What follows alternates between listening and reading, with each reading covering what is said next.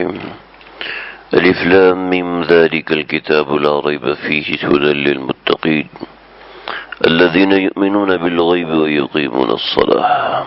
صدق الله العظيم.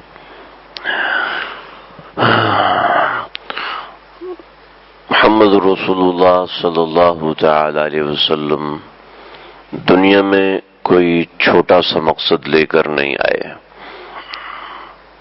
صرف اتنی سی بات ہوتی کہ محلے میں 10-15 لوگ نیک ہو جائیں، محلے میں 10-15 بندے اللہ سے تعلق والے ہو جائیں، اور بس اتنی چھوٹی سی بات لے کر نہیں آئے تھے، بلکہ 100% لوگ اللہ سے تعلق والے بن جائیں، ہر بندے کا تعلق اللہ سے قائم ہو جائے. محمد رسول اللہ صلی اللہ علیہ وسلم اس لیے تشریف لائے تھے. اور پھر اس کے اوپر جو اللہ کے نبی کی محنت ہے، جو اللہ کے نبی کی زندگی ہے، وہ آپ پوری پڑھ کے دیکھ لیں. ساری اس مقصد کے پیچھے لگ گئی، دن بھی گزر گیا اور رات بھی گزر گئی، اندھیرے بھی اور طوفان بھی، جنگیں بھی ہوئی، سریے بھی ہوئے، لشکر بھی بھیجے گئے، کہ اللہ کے نبی نے ساری زندگی اس بات پہ لگائی اور صحابہ کرام کو اس بات پہ تربیت دی کہ ایک ایک بندہ، ایک ایک فرد اللہ سے تعلق والا بنے.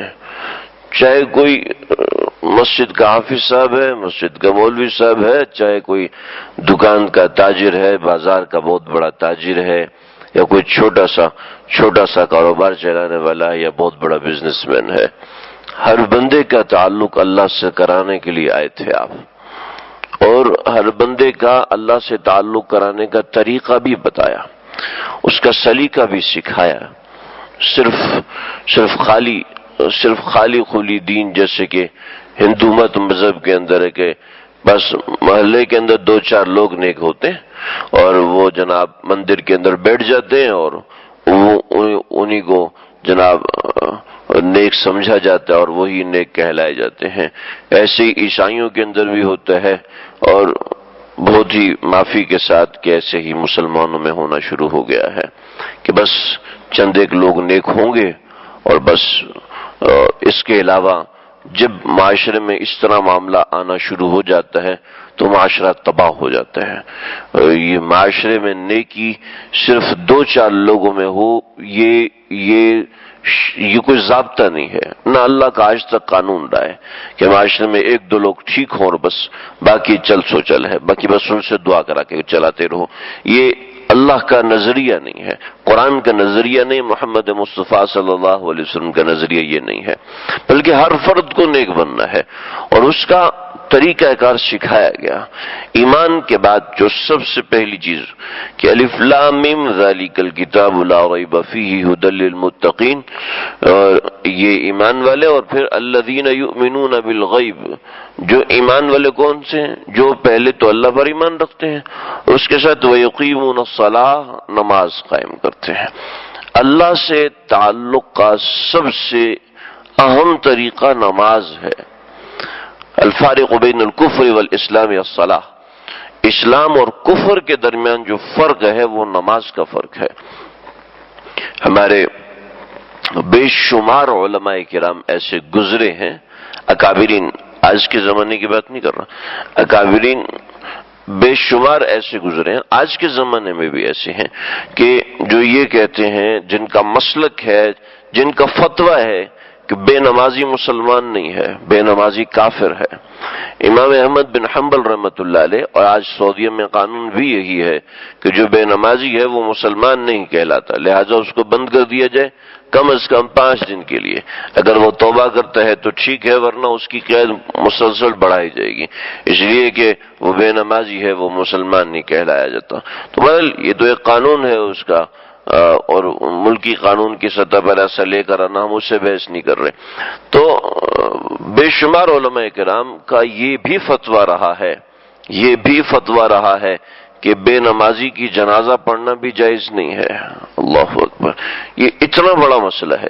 اس لیے کہ اللہ نے نماز کا جو ذکر کیا قرآن میں تقریباً 600-700 مرتبہ، قرآن میں نماز کا ذکر فرمایا اور 70 مرتبہ سے زائد اللہ نے حکم فرمایا نماز کا کہ نماز پڑھو نماز پڑھو. جو ایک نماز کو چھوڑتا ہے جان بوجھ کے وہ ایک وقت میں اللہ کے 70 احکامات توڑ رہا ہے. اسی لیے حدیث میں آتا ہے جو ایک نماز جان بوجھ کے چھوڑے گا وہ ایک حقب جہنم میں جلے گا. اور علماء کرام نے احادیث کی روشنی میں لکھا ہے کہ ایک حقب سے مراد 90 برس ہے کہ ایک نماز چھوڑنے والا 90 سال تک جہنم میں چلے گا. اللہ کے نبی کے زمانے کے اندر منافقین بھی نماز پڑھا کرتے تھے اور آج کے زمانے میں مسلمان بھی نماز نہیں پڑھتے. تو ہمارے معاشرے میں ایسا عالمی ہے زنا کو گناہ سمجھتے ہیں, بدنظری کو گناہ سمجھتے ہیں اور چوری کو گناہ سمجھتے ہیں, ڈاکہ ڈالنے کو گناہ سمجھتے ہیں. نماز کا چھوڑ دینا زنا سے بڑا گناہ ہے, نماز کا چھوڑ دینا ڈاکہ ڈالنے سے بڑا گناہ ہے, نماز کا چھوڑ دینا چوری کرنے سے بڑا گناہ ہے.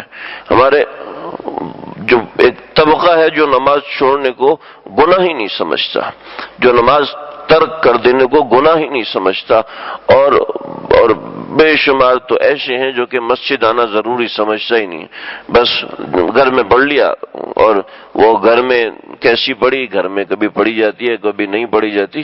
ایسا نہیں ہے, یہ ایک نظام ہے. ایک دن میں 5 مرتبہ نماز پڑھنا یہ ایک ایسا معمولی بات نہیں ہوتی. تو اللہ کے نبی نے ہر بندے کو ایسا بنایا ہے کہ وہ خود اللہ سے تعلق کرے. اللہ سے تعلق کے لیے کسی پیر فقیر کا درمیان میں واسطہ ہونا ضروری نہیں ہے. اللہ سے تعلق کرنے کے لیے بس 2 رکعت کافی ہے. سارے دنیا کے مسائل کی کنجی ہے 2 رکعت نماز, ہر مسئلے کی کنجی ہے. اللہ کے نبی نے کر کے دکھایا ہے, بے شمار واقعات ہیں, میں اس کی طرف نہیں جا رہا. تو نماز کی فرضیت اور نماز میں اللہ کا تعلق یہ ہر بندے کو ہو سکتا ہے اور ہر بندے کو ہوتا ہے. میں کئی دفعہ عرض کر چکا ہوں کہ گناہ کرنے سے انسان اللہ سے دور ہوتا ہے, اللہ بندے سے دور نہیں ہوتے.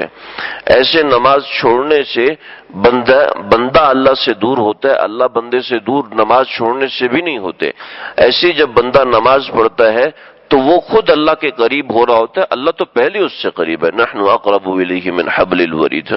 جو اللہ کے سامنے جھک رہا ہے, جو اللہ کے سامنے سجدہ کر رہا ہے, الساجد یسجد بین قدمی الرحمن, جو سجدہ کرنے والا ہے وہ ایسے ہے کہ اللہ کے قدموں میں سجدہ کر رہا ہوتا ہے, اس کو اللہ کا ایسا قرب نصیب ہو رہا ہوتا ہے. لیکن چونکہ اس کی اہمیت دل میں نہیں بیٹھی ہوتی, نہ اس کی ضرورت پتہ ہوتی ہے, عام طور پر ذہن سے وہ ایسی نکل چکی ہے, ایسی دور ہو چکی ہے کہ اندازہ ہی نہیں ہوتا کہ میرا اللہ سے ایسا گاڑا تعلق اور اللہ سے ایسے قرب کا تعلق ہو چکا ہے. یہ کرنے سے ہوتا ہے, اس کا طریقہ کار ہوتا ہے. میں اس کے بارے میں انشاءاللہ عرض کروں گا انشاءاللہ 1-2 دن اس نماز کے حوالے سے ہی باتیں عرض کر رہا ہوں. تو نماز ایک ایسا ضروری معاملہ ہے بھی جس کی پابندی کرنا ضروری ہے. کوئی کام ہے, کوئی پریشانی ہے, کوئی مسئلہ ہے, کوئی مصروفیت ہے, جی میں تو فلاں شخص تو بہت ہی زیادہ مصروف ہوتا ہے. ذرا سنیے, حضرت عمر بن خطاب رضی اللہ تعالیٰ عنہ نے جو اپنے گورنر بھیجے تھے, یعنی کہ جو پورے شہر کے ذمہ داران حضرات تھے, اس زمانے میں کوئی کمیونیکیشن سسٹم نہیں ہوا کرتا تھا کہ فوری طور پہ اطلاع ہو جائے. فرمایا کرتے تھے فرات کے کنارے اگر کتا بھی پیاسا مر گیا تو تمہیں پکڑوں گا. فرات کے کنارے یعنی کہ دریا کے کنارے کتا بھی پیاسا نہیں مرنا چاہیے. کسی انسان کا پیاسا اور بھوکا رہنے کا کیا مجال ہو سکتی ہے. جنگل کے اندر ایک عورت بیٹھی ہوئی اپنے بچوں کو کھانا کھلا رہی ہے, وہ کہتی ہے میں عمر کو پکڑوں گی. تو عمر کہنے لگے کہ عمر کو کیا پتا تو جنگل میں بیٹھی ہے. تو کہنے لگی کہ اگر عمر کو نہیں پتا کہ میں جنگل میں بیٹھی ہوں تو وہ ہمارا حکمران کیوں بنا ہوا ہے. تو وہ ایسا کہ جنگل میں بھی خیال رکھنے والے تھے ہر مقام پر. حالانکہ کوئی ایسا کیمرہ سسٹم ہے, کمیونیکیشن سسٹم, کوئی اس طرح کی چیز نہیں تھی, لیکن کیا اتنی مصروف زندگی آج کے زمانے میں کسی کی ہو سکتی ہے؟ ناممکن ہے۔ لیکن آج کے زمانے کے حکمران ہیں، وہ اگر ایسے کام کریں تو ظاہر بات ہے ان کی زندگی ایسی مصروف ہوگی۔ لیکن کیا فرما رہے ان کو فرمایا ان اہم امرکم عندی الصلاۃ، تمہارے تمام کاموں میں لوگوں کو روٹی پہنچانا، لوگوں کو پانی پہنچانا، لوگوں کا خیال رکھنا، ان کی صحت کے بارے میں پوچھنا، اسلام کا جو حکومتی نظام ہے وہ آج کل کے بوگس نظام کی طرح نہیں ہے۔ اسلام کا حکومتی نظام اتنا مضبوط ہے۔ ایک میں آپ کو مثال دیتا ہوں، جو کفار اسلامی ملک میں رہتے ہیں ان کے ذمے کہ وہ ٹیکس دے کر رہے ہیں، ان کے ذمے وہ ٹیکس دیں، یہ ایک شریعت کا قاعدہ ہے کہ وہ ٹیکس دے کر رہیں گے، جس کو خراج کہتے ہیں، تو وہ ٹیکس دیں گے تب وہ رہ سکتے ہیں، اگر وہ ٹیکس نہیں دے سکتے تو وہ چلے جائیں یہاں سے۔ جیسے آج کل کسی دوسرے ملک میں جانے کے لیے ویزا فیس دی جاتی ہے، ایسے ایک سسٹم ہوا کرتا تھا۔ ایک یہودی کو دیکھا کہ وہ بھیک مانگ رہا ہے، حضرت عمر رضی اللہ عنہ نے پوچھا بھی تم بھیک کیوں مانگ رہے ہو؟ تو دیکھا ہوا تو نہیں تھا، کہنے لگے مسلمانوں کا حکمران ہے عمر، اس نے ہم یہودیوں پر ٹیکس لگایا ہوا ہے، لیکن بات یہ ہے کہ میں تو جوان آدمی نہیں ہوں، میں بوڑھا آدمی ہوں، تو میں تو کما نہیں سکتا، لہٰذا میرے پاس یہی راستہ ہے کہ میں بھیک مانگ کے وہ ٹیکس ادا کروں، اور سال کا اتنا ٹیکس ہے۔ حضرت عمر فوراً مسجد نبوی تشریف لائے، تہجد کا وقت تھا، پیغام بھیج کے سارے مشیر صحابہ کو بلایا، تقریباً 18 صحابہ تھے، ان کو بلایا اور بلا کے پوچھا کہ بھئی مجھ سے غلطی ہو گئی ہے، میں اس کے لیے آپ کو بلایا۔ کبھی کیا کہ میں نے قرآن کی آیات سے ایک مسئلہ سمجھا اور اللہ کے نبی کی زندگی کا معاملہ دیکھا کہ اللہ کے نبی خراج وصول کیا کرتے تھے، لیکن مجھے ایک چیز نظر آئی کہ میں نے ایک 60 سال کے آدمی کو دیکھا جو کما نہیں سکتا، تو میں چاہتا ہوں ایک قانون بنا دوں، اور وہ قانون یہ ہو کہ جو شخص بیمار ہے، ایسی بیماری میں مبتلا ہے کہ کما نہیں سکتا، جو شخص بوڑھا ہو گیا ہے، یعنی کہ اس عمر میں پہنچ گیا کہ اب وہ مزدوری اور محنت نہیں کر سکتا، تو اس کے ذمے خراج نہیں ہوگا، بلکہ حکومت اسلامیہ اس کو وظیفہ مقرر کر کے دے گی۔ آپ بھلے سے کافر ہیں لیکن آپ کی عمر بڑی ہو چکی ہے اور ابھی آپ کے آرام کا وقت ہے، لہٰذا حکومت اسلامیہ آپ کو وظیفہ مقرر کرے گی، آپ کو وظیفہ دے گی، لہٰذا آپ بیٹھ کے تسلی سے کھائیں، آپ کو مانگنے کی ضرورت نہیں ہے۔ چنانچہ سب صحابہ نے دستخط کی اور یہ قانون بنایا۔ ہم ایک فرد پر نظر رکھتے تھے، ایک ایسا نظام تھا، ایسا مربوط سسٹم تھا، تو اتنی مضبوطی ہونے کے ساتھ فرمایا کہ ان اہم امرکم عندی الصلاۃ، تمہارے تمام کاموں میں جو سب سے اہم کام ہے وہ میرے نزدیک نماز ہے۔ پھر اس کی وجہ بتائی، فمن حفظها حفظ الدین کلہ، یہ بات عرض کرنا چاہتا ہوں، جس نے نماز کو محفوظ کیا، حفظ الدین کلہ، اس نے سارے دین کو محفوظ کر لیا۔ ومن ضیعها، اور جس نے نماز کو ضائع کر دیا، فهو لما سواه اضيع، وہ تمام دین کو اس سے بڑھ کر ضائع کرنے والا ہے۔ جس کی ہم سمجھتے ہیں جو لمبے لمبے بیانات میں بیٹھے، اونچی ٹوپیاں لگائے، پگڑیاں باندھے، یہ دین ہے، یہ دین نہیں ہے۔ جس کی نماز مضبوط ہے اس کا بقیہ دین بھی مضبوط ہے، جس کی نماز کمزور ہے اس کا بقیہ دین بھی کمزور ہے، وہ بقیہ دین میں پکا ہو ہی نہیں سکتا۔ نماز مضبوط ہونا ضروری ہے۔ ہمارے اکابرین میں ہے سعدی شیرازی رحمۃ اللہ علیہ، بہت بڑے اللہ والے گزرے ہیں، فرمانے لگے کہ میں ایک جگہ پر کوئی بزرگ آئے ہوئے تھے، میں ان کی زیارت کے لیے گیا تو وہ وہاں سے چلے گئے تھے، تو مجھے کہا کہ تھوڑے سے فاصلے پر ہیں، آپ وہاں پر چلے جائیں۔ تو میں نے کہا یہ یہاں پر کیا ہوا ہے؟ کہنے لگے یہاں انہوں نے نماز پڑھی ہے، نماز پڑھ کے گئے ہیں۔ تو وہ جگہ دیکھی، کہنے لگے نہیں بھائی یہ آدمی اللہ والا نہیں ہے، یہ کسی بزرگ کی اولاد تھی، لوگ اس کے پیچھے لگے، معتقد ہو گئے، لیکن یہ اللہ والا نہیں ہے۔ کبھی کیوں؟ کہ اس لیے کہ اس نے نماز پڑھی اور نماز میں اس کے نشان لگا ہوا ہے، اس کے جو ہاتھ تھے اور اس کا سر ہے، ہاتھ پیچھے تھے اور سر آگے ہے۔ نماز میں سنت یہ ہے کہ سر جو ہے وہ دونوں ہاتھوں کے درمیان ہونا چاہیے، لہذا جس کی نماز سنت کے مطابق نہیں ہے، مطلب یہ اس کی زندگی بھی سنت کے مطابق نہیں ہے۔ جس کی زندگی سنت کے مطابق نہیں ہے وہ اللہ والا نہیں ہے، وہ کوئی اور بس ویسے ہی کسی طرح مشہور ہو گیا اپنے علم کی وجہ سے، کسی فتوے کی وجہ سے، یا اپنے باپ کے نام کی وجہ سے مشہور ہو گیا تو ہو گیا، ورنہ یہ اللہ والا نہیں ہے۔ نماز کا تعلق زندگی کے ہر شعبے سے، نماز کا تعلق زندگی کی ایمانداری سے، نماز کا تعلق بھئی وہ بندہ، میں نمازی نہیں ہوں لیکن ایماندار بہت ہوں، کہیں نہ کہیں گڑبڑ کرے گا۔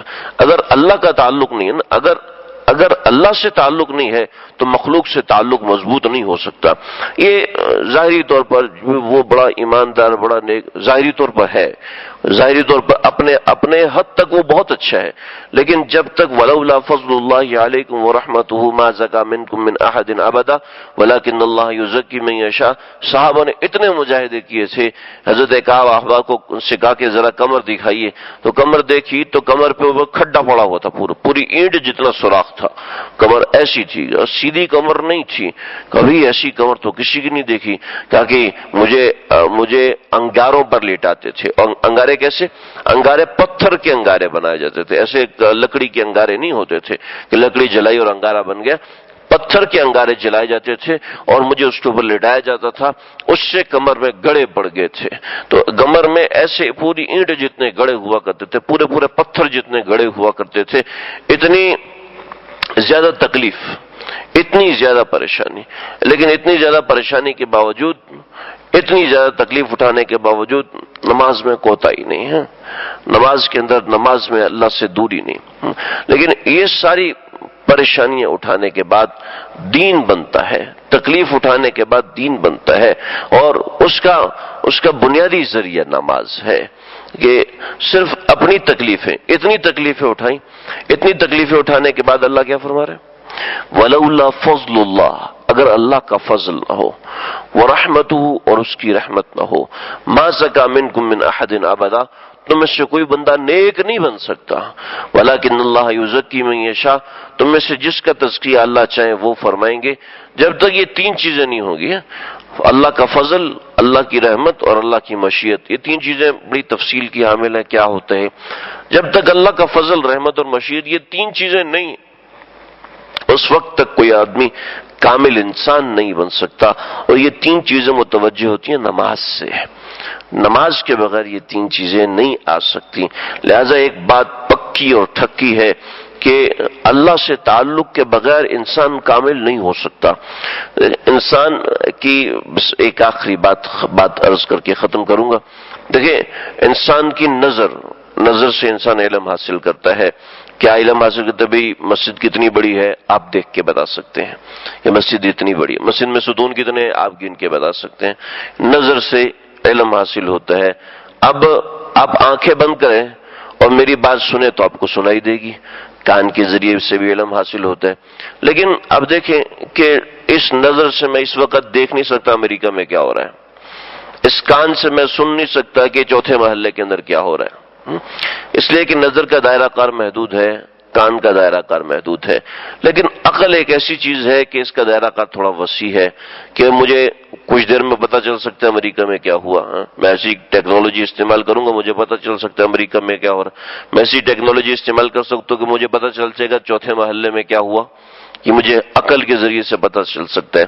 لیکن عقل کے ذریعے سے یہ نہیں پتہ چل سکتا، عقل کے ذریعے سے یہ نہیں پتہ چل سکتا کہ اس وقت تو یہاں پر یہ ہو رہا ہے، اس وقت وہاں پر کیا ہو رہا ہے۔